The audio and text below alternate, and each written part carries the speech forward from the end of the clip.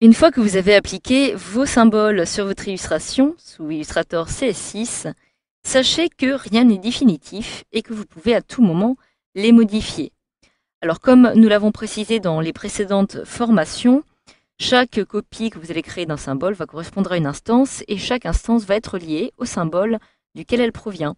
Donc évidemment, si vous allez par la suite décider de modifier la taille ou encore la couleur de votre symbole original, toutes les instances qui vont dépendre de ce dernier vont en fait être modifiées. Alors par contre, si vous décidez de procéder à une modification individuelle de chacune de vos instances, vous allez en fait pouvoir changer la couleur, réaliser des rotations ou encore modifier la taille de ces dernières sans que cela n'ait aucun impact sur votre symbole original. Donc le lien qui va unir les instances au symbole va justement être très important. Donc nous verrons cela par la suite. Nous allons commencer dans un premier temps par voir comment il est possible de pouvoir modifier les différentes instances qui vont apparaître ici. Donc j'ai ici deux cas en particulier. J'ai des instances qui sont encore associées et groupées, comme vous pouvez le voir. Lorsque je place mon curseur ici, je n'ai qu'une seule instance. En effet, lorsque je place mon curseur par-dessus, je vais avoir différentes fleurs qui vont correspondre à un seul rectangle. Donc il s'agit d'une seule et même sélection. Alors qu'ici, celle-ci, dans la précédente formation, j'ai montré comment les séparer. Alors je vais maintenant retrouver ici l'outil pulvérisation de symboles. Et si je clique et que je maintiens mon clic enfoncé, je vais avoir la possibilité d'accéder à d'autres outils en relation avec les symboles. Donc je vais ici par exemple pouvoir utiliser un outil qui va me permettre de faire glisser les symboles, de les espacer, de les redimensionner, de les faire pivoter, de les colorer, ou encore de créer un petit peu de transparence, etc. etc. Donc, je vais commencer par exemple par outils, espacement de symboles, en cliquant dessus. Alors grâce à cet outil, donc vous pouvez aussi réaliser un double clic dessus afin d'avoir accès aux différentes options. Vous avez ici du texte qui vous indique qu'il vous suffit de maintenir la touche Alt enfoncée pour éloigner les instances de symboles du curseur. Donc si je clique sur OK et que je vais cliquer sur ces petites instances, donc je vais évidemment sélectionner l'instance qui se trouve ici. Je retrouve maintenant mon outil espacement de symboles. Et si je clique sur cette première instance sans pour autant activer encore la touche Alt, vous pouvez voir que je vais ainsi pouvoir les déplacer au fur et à mesure. Et si maintenant je maintiens la touche Alt enfoncée, je vais pouvoir ici décider de les écarter. Donc évidemment, en fonction de ce que vous allez utiliser, vous allez pouvoir procéder de cette façon.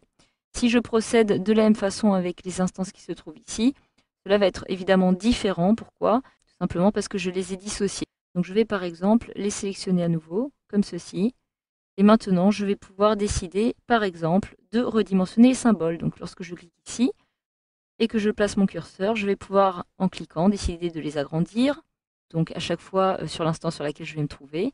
Ou si je procède de la même façon, mais en maintenant la touche Alt enfoncée, je vais pouvoir les réduire. Donc voilà, donc cela va être très intéressant afin de pouvoir modifier un par un, comme vous pouvez le voir, vos instances. Et vous pouvez procéder de cette façon. Alors vous avez aussi la possibilité, par exemple, de leur appliquer de la couleur. Donc en retrouvant ici l'outil de coloration de symboles qui va vous permettre de modifier la couleur lorsque vous allez passer dessus. Voilà, donc là j'ai un peu trop cliqué. Elle est devenue un petit peu claire. Ici, celle-ci un petit peu opaque encore, etc. etc. Donc voilà, je vais maintenant créer des fleurs qui vont ressembler un peu plus à des marguerites. Enfin, si je maintiens mon clic enfoncé ici, je peux aussi créer des transparences, par exemple, afin de modifier leur opacité.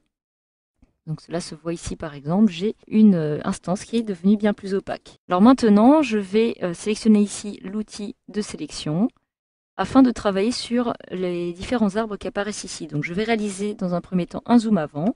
Admettons maintenant que je souhaite appliquer par exemple un effet sur un symbole. Donc je vais supprimer par exemple celui-ci et celui-ci de la même façon. Si maintenant je réalise une instance à partir de ce symbole, je vais avoir exactement une copie qui va apparaître ici. Si maintenant je duplique, par exemple, cette instance, donc je clique dessus, je maintiens Alt enfoncé et je vais créer ici une autre copie. Si je me rends sur cette instance et que je souhaite, par exemple, maintenant appliquer un effet, donc en me rendant ici dans Effets, je vais retrouver ici la galerie d'effets, par exemple, les effets artistiques qui vont me permettre de choisir emballage plastique. Je clique sur OK. J'ai donc un effet, comme vous pouvez le voir, qui a été appliqué à mon instance. Alors évidemment, si maintenant je réalise ici une autre instance à partir de ce symbole, je vais avoir l'original qui va apparaître ici comme instance et non pas celle-ci. Mais si maintenant, par exemple, je souhaite de la même façon, par exemple, modifier cette instance comme ceci, afin de l'agrandir un petit peu. Donc si maintenant je souhaite par exemple que mon symbole soit remplacé par celui-ci, il va me falloir rompre le lien. Donc je clique dessus, je vais cliquer maintenant sur rompre le lien. Le lien est désormais rompu et je vais pouvoir modifier ce symbole comme je le souhaite. Alors je vais supprimer cet arbre-ci. Je vais maintenant donc pouvoir modifier comme je souhaite cet arbre. Et voilà, donc je viens de rompre le lien. Et maintenant, si je clique sur ce symbole et que je réalise une autre instance, comme vous pouvez le voir, automatiquement, je vais avoir mon effet qui va être appliqué. C'est-à-dire que mon symbole, en fait, a été modifié directement. Donc je peux à tout moment décider de modifier un symbole en réalisant un double clic dessus. J'ai désormais mon arbre qui est isolé. Donc, admettons maintenant que je souhaite lui donner cette forme-ci. Je viens donc de passer en mode isolation. Si je clique ici sur la petite flèche pour revenir à l'état précédent, eh bien, comme vous pouvez le voir, les autres instances ont elles aussi été modifiées. Donc je vais maintenant pouvoir créer des instances allongées directement comme ceci. Donc voilà, grâce à cette formation, vous savez maintenant désormais comment modifier l'apparence d'un symbole sous Illustrator C6.